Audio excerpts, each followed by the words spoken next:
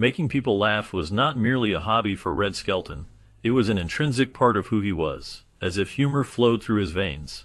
Born Richard Bernard Skelton on July 18, 1913, in Vincent, Indiana, he was the youngest of four boys. His arrival into the world was marked by both sorrow and a sense of destiny. His father, Joseph Skelton, a clown in traveling circuses, passed away from tuberculosis just 2 months before Red's birth. Although he never met his father, the legacy of laughter and joy became a guiding force in his life, as if the duty to entertain had been passed down to him before he even took his first breath. Growing up without a father created a void that young Red filled with imagination, humor, and a natural talent for performance. His striking red hair made him noticeable, but it was his vibrant personality and storytelling ability that captivated those around him. Laughter became his refuge, a way to heal and cope with life's challenges. Red's aspiration was simple yet profound: to help others forget their worries, if only for a fleeting moment, through the gift of laughter. Despite the challenges he faced, Red Skelton's childhood was a testament to resilience and determination. After the death of his father, Joseph Skelton, his mother, Ida Mae Fields, took on the immense responsibility of raising 4 sons alone. Working tirelessly as a laundress and cleaning woman, she struggled to provide for her family, often facing severe poverty where even basic needs like shoes and milk were hard to find. Yet, Ida remained a strong and supportive figure in Red's life, instilling in him a sense of pride and practicality. By the age of 7, Red was already contributing to the family income by selling newspapers on street corners. He learned quickly that humor could boost his sales, using jokes and impressions to engage customers. This early exposure to performance became his first stage, teaching him valuable lessons about timing and audience engagement. At 10, he began performing in local vaudeville shows, sneaking into theaters to watch the acts. By 14, he left school to join a traveling minstrel show, driven not by fame, but by the need to support his family. His journey took him through tent shows, carnivals, and small theaters, where he lived out of suitcases and often slept in dressing rooms. Each performance was uncertain, yet Red's passion for comedy never wavered. These formative experiences shaped his work ethic and empathy for the working class, qualities that would resonate throughout his career. In the early days of performance, Red Skelton immersed himself in the rich traditions of American entertainment. He spent countless hours on small stages, riverboats, and burlesque theaters, where he learned the art of timing, character development, and audience engagement. One of his first steady jobs was on the Cotton Blossom, a showboat that traveled the Mississippi River, bringing a mix of music, comedy, and melodrama to towns that were often cut off from the outside world. This experience exposed him to a wide range of audiences, from affluent city dwellers to rural farmers, teaching him the importance of adapting his routines to suit the crowd. During this time, Red discovered his passion for clowning, viewing it as more than just a performance, but as a true calling. Inspired by his father, he began to create silent characters that communicated through expressive gestures and body language. He studied the great silent film comedians, such as Charlie Chaplin and Buster Keaton, analyzing their movements and techniques to enhance his own performances. Mime became a significant part of his act, allowing him to craft entire routines without speaking. His comedy was characterized by its clean, expressive nature, focusing on the human experience rather than relying on shock or body humor. As he honed his skills, Red's ambition grew. He developed more complex characters, each with unique voices, walks, and perspectives. From foolish janitors to charming tramps and forgetful old men, his characters were not just simple caricatures. They resonated with audiences on a deeper emotional level. These roles, rooted in the vibrant world of live performance, would later transition to national radio and television, but their essence remained grounded in the laughter earned through genuine connection with the audience. Meeting Edna Stillwell changed Red Skelton's life in profound ways.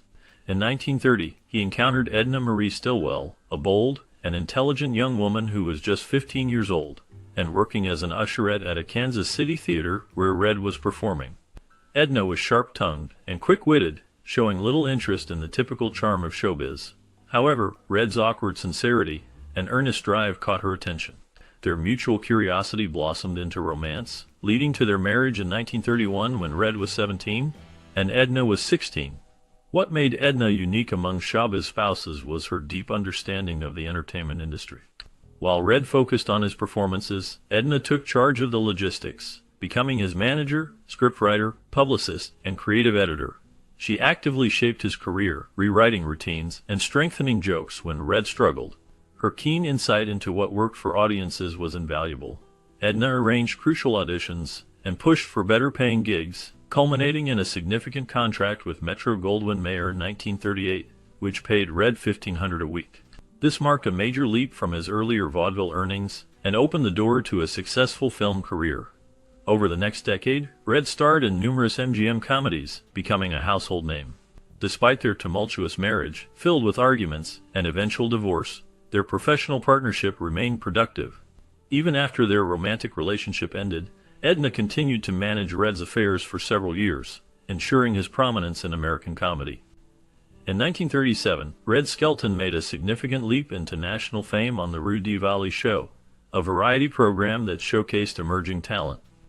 During this time, radio was the main source of entertainment for millions of Americans seeking relief from the hardships of the Great Depression. Red, who had already honed his comedic skills through live performances, was invited to present a short comedy act. However, it was not solely Red's performance that captivated audiences. The clever material was crafted entirely by his wife and manager, Edna Stillwell.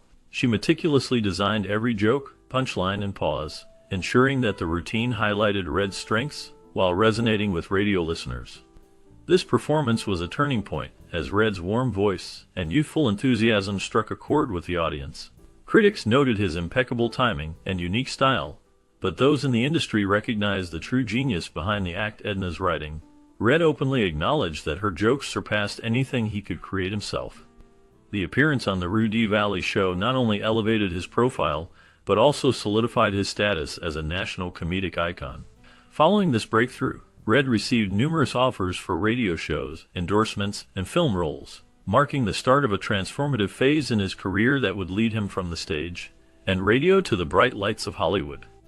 Though Red's entry into film was not immediately successful, his early screen appearances in the late 1930s and early 1940s were forgettable and formulaic. However, his perseverance and the relentless promotion by his wife Edna paid off in 1941 with the film Whistling in the Dark. This comedy mystery produced by MGM cast Red as an unlikely crime-solving radio sleuth and became a surprise hit. Audiences were charmed by his unique mix of physical comedy, facial expressiveness, and an almost childlike vulnerability. The film's success launched 2 sequels and made Red a bankable Hollywood name. By 1944, Red starred in Bathing Beauty alongside Esther Williams, a Technicolor musical that became one of the year's top-grossing films. During this production, one of the most famous behind-the-scenes anecdotes of Red's career occurred. The studio asked Red to shave his chest for a swimming scene to enhance the aesthetic appeal of the shot. Red, known for his mischievous humor, balked at the idea until Edna stepped in. She told the studio that if they wanted his chest shaved, it would cost $200. The studio agreed, and after the shave, Edna kept the chest hair as a souvenir, placing it in a scrapbook as a tongue-in-cheek memento of Red's oddest Hollywood moment. That kind of humor, self-aware, slightly absurd, and always delivered with a wink, was central to Red's appeal. Whether on screen or off, he never took himself too seriously. Even as Red Skelton's public success grew, his private life was becoming increasingly complex. His relationship with Edna Stillwell, while productive, had always been a stormy one. Their marriage was built on creative chemistry and a shared ambition, but that didn't always translate into a harmonious home life. Edna was strong-willed, outspoken, and fiercely protective of Red's career, sometimes at the expense of personal affection. Red, who often buried stress under layers of humor, struggled to maintain the emotional closeness they once shared. By 1943, after more than a decade of partnership, their marriage officially ended in divorce, though it was far from a typical separation. Instead of cutting ties, they chose to remain deeply connected, a rare and unusual arrangement in show business. Edna continued to manage Red's career, write his routines, and even negotiate his contracts. Their professional bond had become too valuable to dissolve, and perhaps, on some level, they still cared for each other deeply in their own way. Eventually, both would remarry, but they continued to speak often and collaborate when needed. In an industry known for bitterness and severed ties, Red and Edna's post-divorce relationship was marked by mutual respect and a shared history that neither could or wanted to erase. In 1945, Red Skelton found love again when he married Georgia Davis, a glamorous young actress. He hoped to create a stable and happy home life with her. Together, they welcomed 2 children into the world, Valentina in 1947 and Richard in 1948. Red had always yearned for the family life he missed during his own childhood, filled with warmth, laughter, and shared traditions. For a time, it seemed he had finally achieved that dream. He was a devoted father, often weaving stories about parenthood into his comedy routines. Red was determined to be the loving and involved parent his own father had not been. During this period, Red made a significant career shift from film to television. In 1951, The Red Skelton Show premiered on CBS as a weekly variety program. The show featured musical performances, guest stars, and skits, showcasing Red's beloved characters like Freddie the Freeloader and Clem Cadiddlehopper.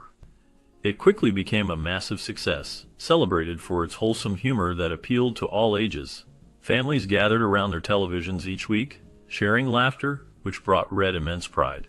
He insisted on keeping the show family-friendly, wanting everyone from grandparents to children to enjoy it together.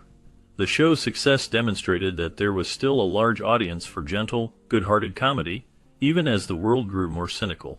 For over 20 years, Red remained a beloved figure on American television, earning numerous Emmys and accolades while amassing millions of fans. However, behind the scenes, he faced challenges that would lead to both triumphs and deep tragedies in his life.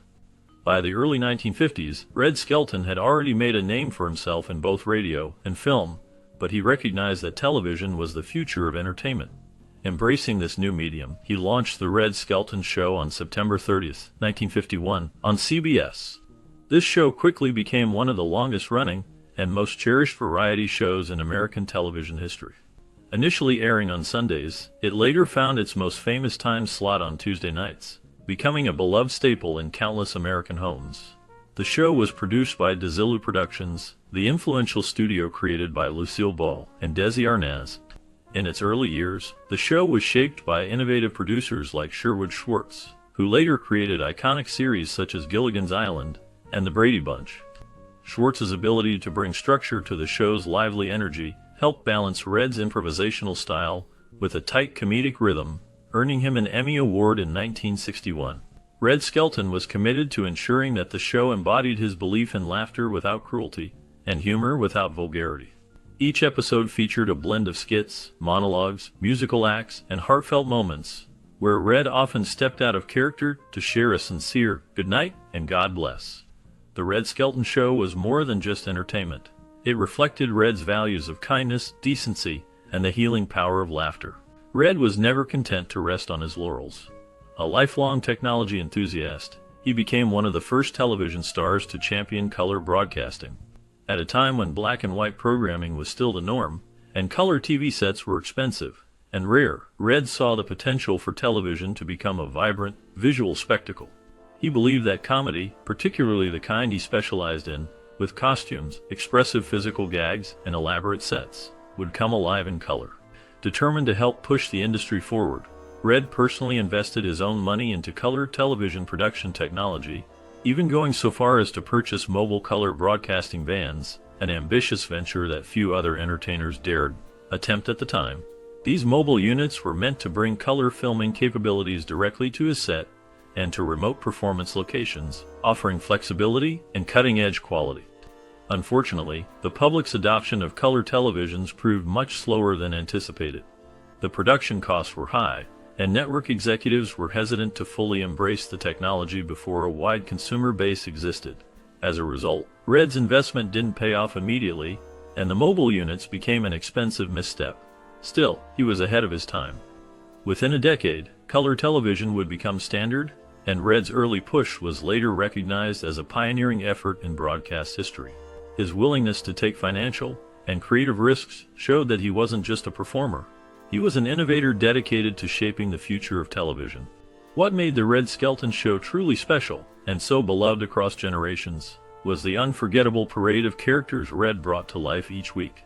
With just a wig, a silly voice, or a slight change in posture, he transformed into entirely different personalities, many of whom became cultural icons in their own right. Deadeye, the hilariously inept Old West sheriff, was constantly caught in gunfights he never won, and delivered punchlines that subverted every cowboy cliché. San Fernando Red, a shady real estate agent and confidence man, embodied slick-talking American hustle in the most absurd fashion, always looking for a scheme. Cauliflower McPug, a punch-drunk ex-boxer who seemed perpetually confused, made audiences laugh with his slurred speech, dazed expressions, and oddball logic. George Appleby, the perpetually henpecked husband, was a satirical jab at domestic life, providing commentary on the everyday power struggles between husband and wife. Junior the Mean Whittle Kid, one of Red's most famous characters, was a mischievous and naughty little boy with a grin full of innocence and a mind full of trouble. His famous line, "If I did it, I get a whippin'. I did it. I get a whippin'. I did it," became a nationwide catchphrase. Clem Cadiddlehopper, a gentle, dim-witted country bumpkin, was Red's affectionate take on rural Americans, always earnest, always sincere, and often hilariously clueless. And perhaps most beloved of all was Freddie the Freeloader, a silent hobo with tattered clothes and a kind heart. Freddie never spoke, relying instead on pantomime and facial expression to evoke both laughter and deep emotion. This character was a nod to Red's silent comedy idols and a personal tribute to those living on society's margins. These characters allowed Red to explore different aspects of humanity, from foolishness to nobility, always with warmth and without malice. He made audiences laugh, but he also made them think and feel. As the Red Skelton Show gained popularity, it became a prestigious platform for many big names in entertainment. Red welcomed a dazzling array of celebrity guests, ranging from legendary actors to rising musical stars, which helped the show stay fresh and relevant year after year. Each guest brought their own flavor to the mix, but Red always remained the centerpiece, skillfully weaving his visitors into the fabric of his comic universe. The show featured legendary film stars like John Wayne, whose tough guy persona played hilariously against Red's slapstick style, and Amanda Blake, who charmed audiences with her wit and poise. Comedians such as Phyllis Diller brought sharp-tongued humor that contrasted beautifully with Red's gentler tone, while musical acts added sparkle and rhythm to each episode. One of the most memorable moments occurred in 1965, when the Rolling Stones made their U.S. television debut on Red's program. This moment marked a cultural transition, blending youthful rock and roll energy with established variety show tradition, and Red welcomed it with open arms. Other major music icons to appear included Diana Ross and the Supremes, the Beach Boys, and Simon and Garfunkel. Red embraced the changing musical landscape, providing a stage where different generations could meet through the universal language of performance. His willingness to share the spotlight and give newcomers a platform while anchoring the show with his timeless comedy helped the Red Skelton Show remain a fixture for 2 decades. Through wars, social change, and the rise of new technologies, the show endured because Red believed laughter was the one thing that never went out of style. Though best known for his comedy, Red Skelton was a deeply patriotic man who cherished the values and traditions that shaped America. This aspect of his character emerged most powerfully in 1969 during a memorable segment of The Red Skelton Show, where he delivered a legendary monologue on the Pledge of Allegiance. The format was simple, yet the impact was profound. Red stood alone on stage, breaking down the meaning of each word in the pledge with heartfelt sincerity and emotional clarity. He spoke not as a comedian but as a citizen, reflecting on how the pledge had been taught to him in childhood, and what each phrase meant to him as an adult lieutenant at a time when the country was deeply divided by the Vietnam War. Civil rights, struggles, and generational conflict. Red's monologue provided a rare moment of unity. It resonated across political lines and age groups, reminding viewers of shared ideals during a tumultuous period. The response was overwhelming, with CBS receiving a flood of letters and phone calls praising Red's message and requesting copies of the monologue. Recognizing its cultural significance, the network released the recording as a vinyl record, making it one of the most widely distributed spoken-word recordings of its time. For many, this moment proved that Red Skelton was more than just a clown. He was a storyteller with a soul, capable of moving an audience with silence and sincerity as effectively as with laughter. Amidst the glittering success of his career, Red Skelton faced a profound personal crisis in 1958 when his 9-year-old son, Richard, was diagnosed with leukemia. This illness was cruel and deemed incurable at the time, leaving the family devastated. Doctors delivered the heartbreaking news that Richard had only a short time left to live. For Red, this prognosis was not just devastating, it was incomprehensible. He had often expressed that his greatest joy was being a father, and now that joy was being threatened. In response to this tragedy, Red made the difficult decision to cancel all professional commitments, halting filming, tours, and television tapings. Together with his wife, Georgia Davis Skelton, they chose to spend Richard's remaining time as a family, traveling the world and making every day count. They embarked on a whirlwind journey across Europe, visiting places Red had long dreamed of showing his son. They wandered the cobbled streets of Copenhagen, admired the ancient ruins in Rome, and strolled along the River Liffey in Dublin. Red even arranged a deeply personal meeting with Pope Pius XII, seeking spiritual comfort and blessings for Richard. Despite living through the most painful chapter of his life, Red kept smiling for Richard.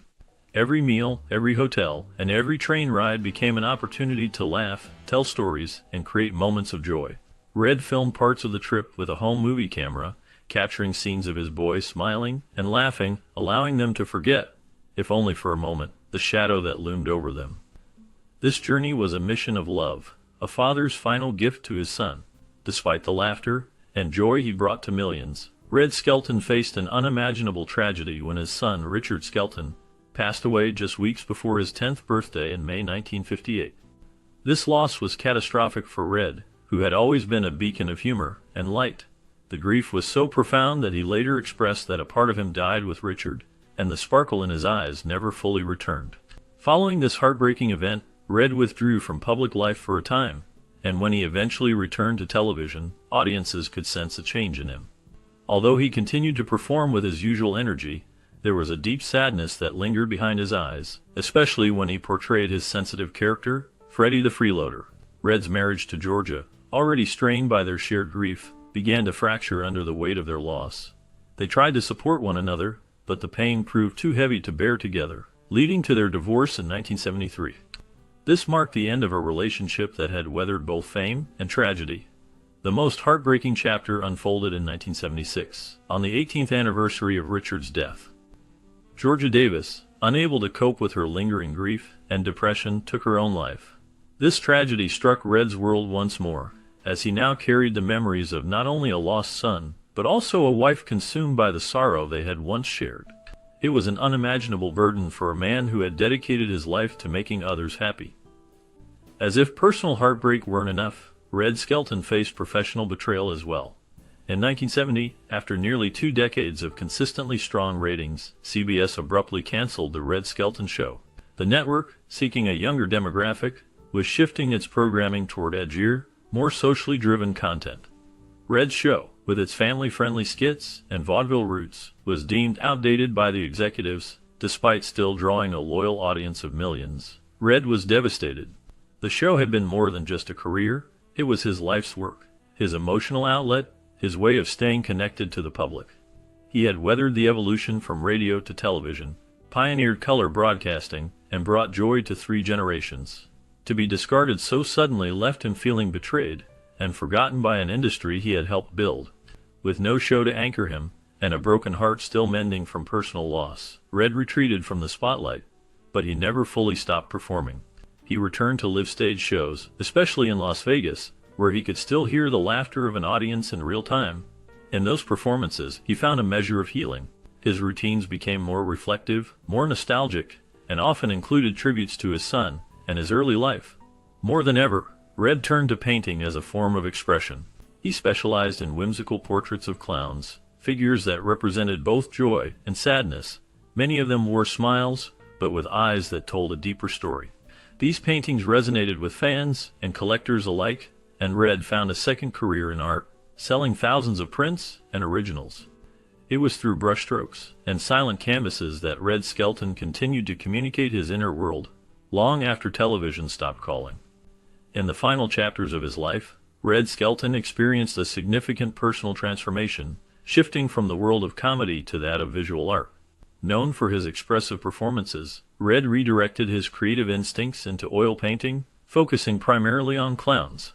These clowns were not the typical circus figures, but rather deeply human characters, each depicted in moments of reflection, mischief, or sorrow. While many wore bright, painted smiles, their eyes revealed a profound depth, mirroring Red's own life experiences. Painting began as a simple hobby during his early television career, often done in hotel rooms and backstage areas between shows. However, after the tragic loss of his son, and the cancellation of his show, painting became a vital outlet for his emotions, allowing him to express himself without the need for an audience. Over time, his artistic talent gained recognition, leading to a flourishing second career. Red created over 1,000 original works, each with its own narrative, ranging from whimsical to deeply melancholic. Many of his paintings were sold in galleries nationwide, with some fetching prices over $200,000, a remarkable achievement for someone once labeled merely as just a clown. Ironically, Red later noted that he earned more from his art than during his peak entertainment years, despite his success in Hollywood films, radio, and television. Yet for Red, the journey was never about financial gain. Through his art, he discovered peace and a private connection with his audience, free from the pressures of fame. His paintings, much like his comedy, stemmed from a place of honesty and compassion, allowing him to rediscover joy that had been overshadowed by grief. Despite facing immense personal heartbreak, Red Skelton's life exemplified resilience. He experienced profound losses, including the death of his only son and the tragic passing of his ex-wife. These events could have led to bitterness, but Red chose a different path. He embraced his talents, using his ability to perform and connect with audiences as a source of strength. Well into his 70s, he continued to tour, bringing laughter to theaters, military bases, and civic halls across the nation. His live performances were rich with anecdotes, character sketches, and gentle wisdom, reminding audiences that comedy could be clever without being cruel. Fans flocked to his shows, not only to laugh, but also to express gratitude for the joy he provided during times of cultural change and personal uncertainty. Beyond his comedic talent, Red became a symbol of grace, having walked through fire yet choosing kindness. He received many honors, including the Academy of Television Arts and Sciences Governor's Award, and a Lifetime Achievement Emmy. Schools and theaters were named in his honor, but his true legacy lived in the hearts of those who grew up watching him. Generations fondly remembered sharing laughter with family while enjoying characters like Clem Cadiddlehopper and Freddie the Freeloader. For many, Red was more than a comedian, he was a cherished friend who brought comfort through humor. In his final years, Red Skelton found solace in Rancho Mirage, California, where he was surrounded by his paintings and cherished memories. He enjoyed a peaceful retirement, painting during the day and writing poetry and reflections at night. Occasionally, he would grant interviews or perform in benefit shows, sharing his humor with those who appreciated it. Although age had slowed him physically, his mind remained sharp, and his playful spirit often emerged through impromptu jokes or his signature face-contorting routines. Red passed away peacefully on September 17, 1997, at the Eisenhower Medical Center, just shy of his 85th birthday. Pneumonia was the cause of his death, but by that time he had already faced many challenges, making his passing feel like the gentle closing of a long, bittersweet story. In the days that followed, tributes poured in from across the country and around the world. Fellow comedians, actors, presidents, and everyday fans all expressed that Red Skelton had been more than just a performer. He was a source of light during some of America's darkest moments, reminding everyone that laughter and love could coexist with sorrow. As Red Skelton navigated the ups and downs of his career, the shadows of sadness often loomed large despite his comedic genius. The loss of his father at such a young age left a deep mark on his heart, shaping his perspective on life and humor. Throughout his journey, he faced personal struggles, including the challenges of maintaining relationships and the pressures of fame. These experiences, while painful, fueled his creativity and deepened his understanding of human emotions. Red's ability to connect with audiences stemmed from his own vulnerabilities, allowing him to portray characters that resonated with many. His performances were not just about making people laugh, they were also about sharing a piece of his soul. The laughter he created was a balm for his own wounds, transforming his sadness into a powerful force for joy. In the end, Red Skelton's legacy is a testament to the resilience of the human spirit, reminding us that even in the face of sorrow, laughter can be a source of healing